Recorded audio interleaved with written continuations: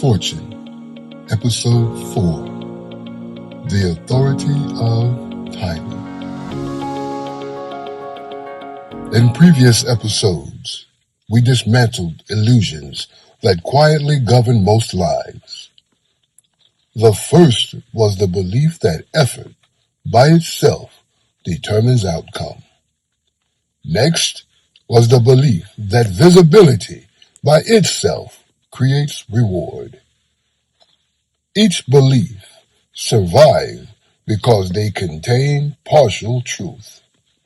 And partial truth is more dangerous than falsehood.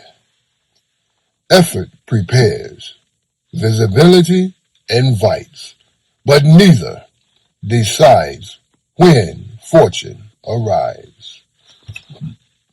That decision belongs to a force most people acknowledge only after it has already passed them by. That force is timing. This episode is not about patience. It is not about waiting. And it is not about luck. It is about authority over timing and why fortune responds only when action aligns with the moment that can receive it. I am Fortune Reigns, and this is Fortune. Core thesis. Timing is not passive. It is not something you endure. Timing is a position in time, just as leverage is a position in structure, and visibility is a position in perception. Most people believe timing is external. They say things like, "It wasn't my time," or "the timing was off," as though time itself made a decision. Time does not decide. Time reveals. Timing determines whether effort compounds or evaporates. It determines whether visibility attracts opportunity or invites resistance.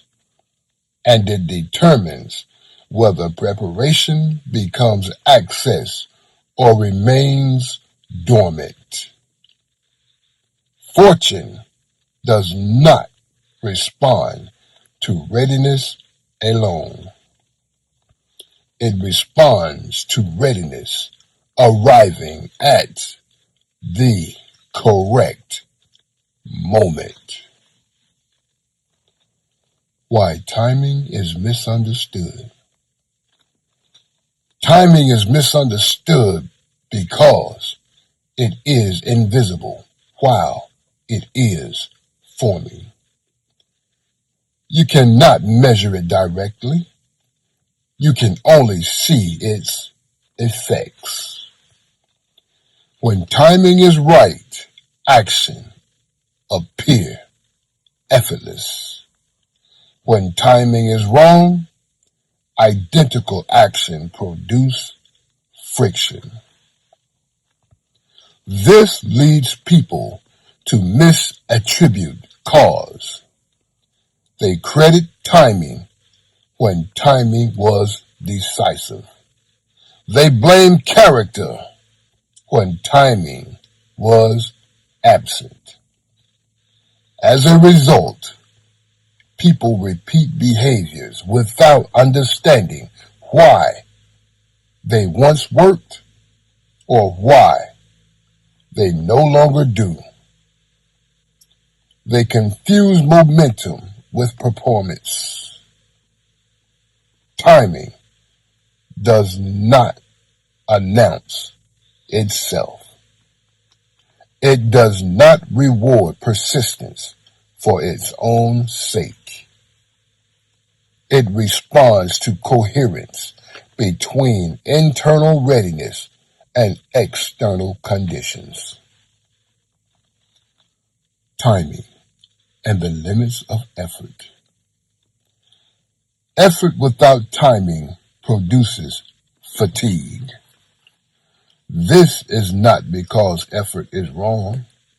It is because effort is being applied against resistance that cannot yet move.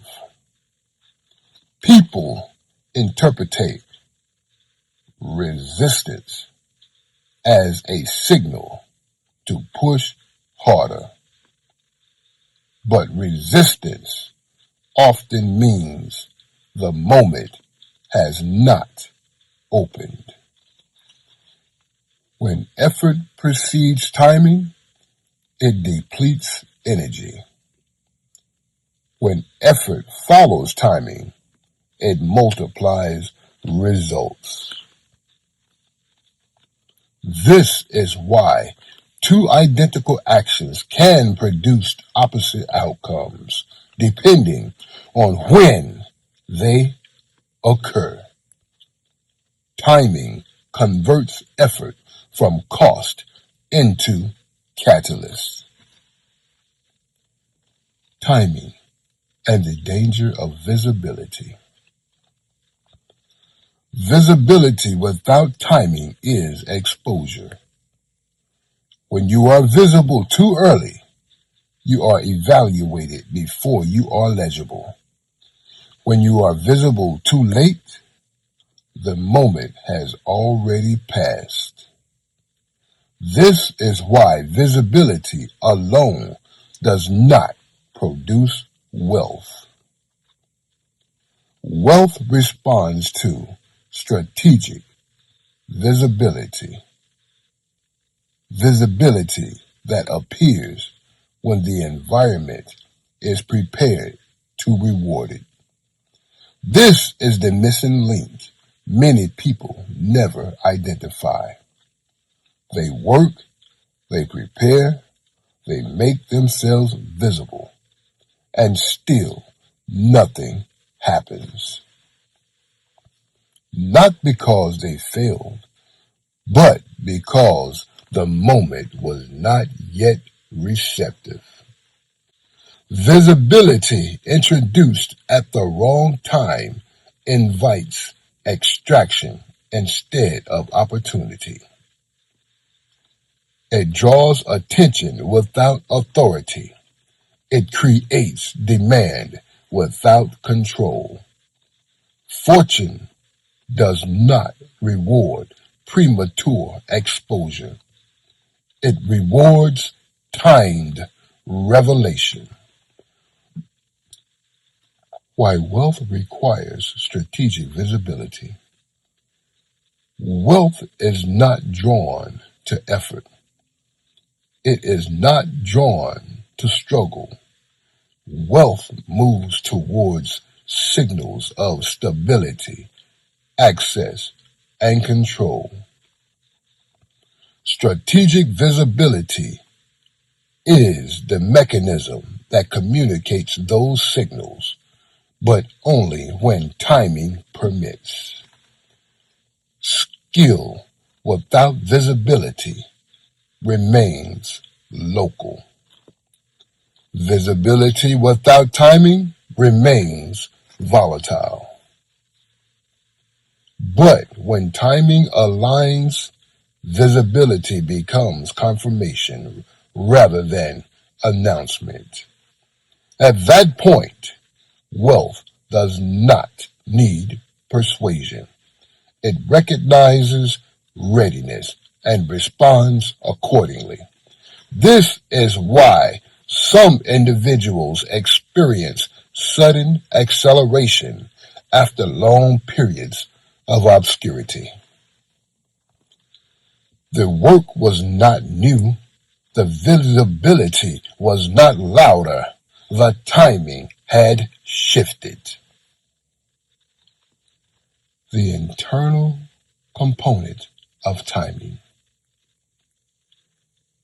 Timing is not only external, it is also internal. Internal timing refers to psychological readiness, the point at which identity no longer resists the role that fortune requires. Many people sabotage timing unconsciously. They reach opportunity but recoil from responsibility. They want wealth without exposure, authority without accountability, recognition without obligation.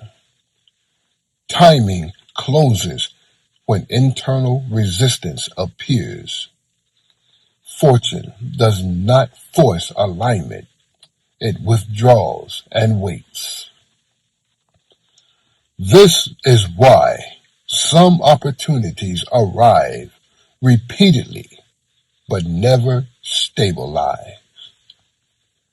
The moment is offered, the person hesitates, the moment passes. The reframe. Here is the reframe that integrates effort, visibility, and timing into a single structure. Effort is preparation. Visibility is invitation. Timing is authorization. Preparation builds capacity.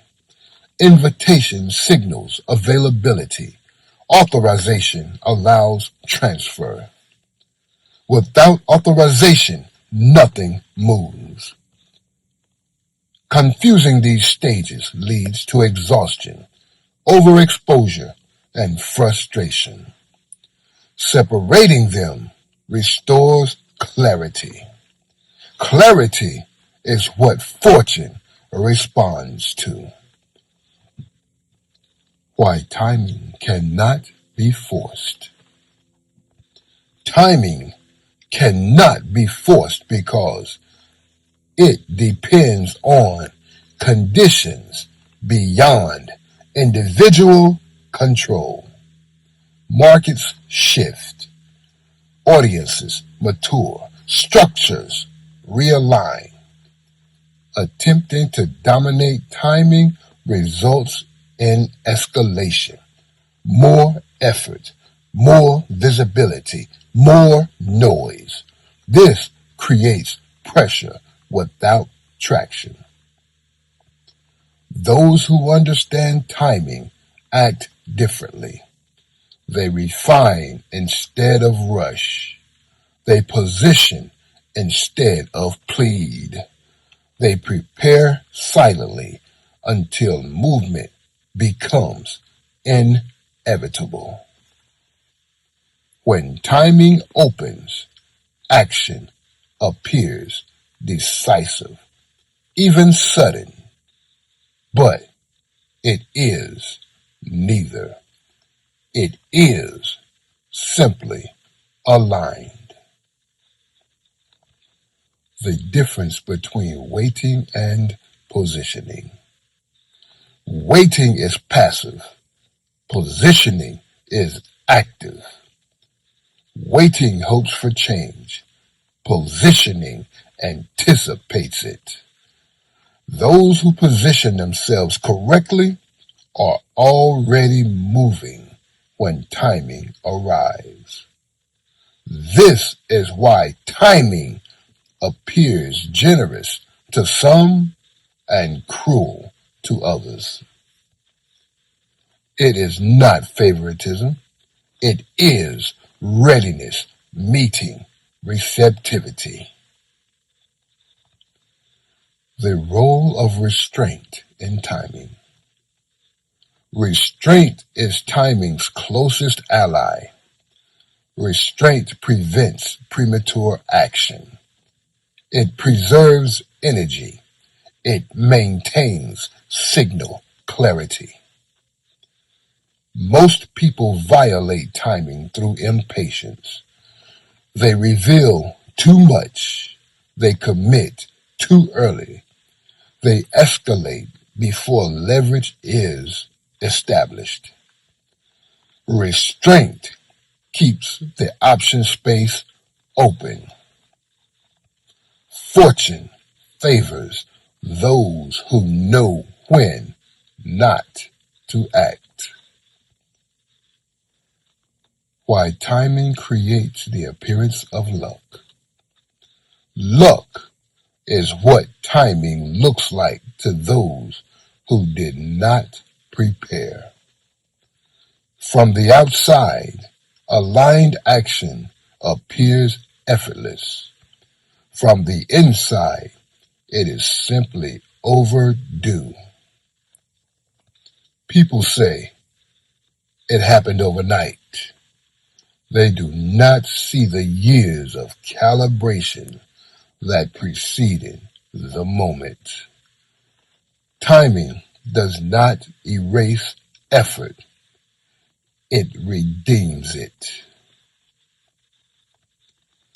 The consequence of missed timing. Missed timing does not punish. It instructs. But only if the lesson is recognized. Most people respond to missed timing with blame or despair. They conclude they were unworthy or unlucky. In reality, they were early, late, or misaligned. Those who learn recalibrate. Those who do not repeat the cycle. Closing seal. Fortune is not random. It is responsive. It responds to preparation that is complete, to visibility that is coherent, and to timing that is authorized. Effort prepares the ground. Visibility signals readiness. Timing opens the gate. Those who understand this stop chasing outcomes. They start arranging conditions. And when the moment arrives, they are not surprised. They are ready. I am Fortune Reigns, and this has been Fortune. Fortuna, Favet, Fortibus. Fortune favors the bold.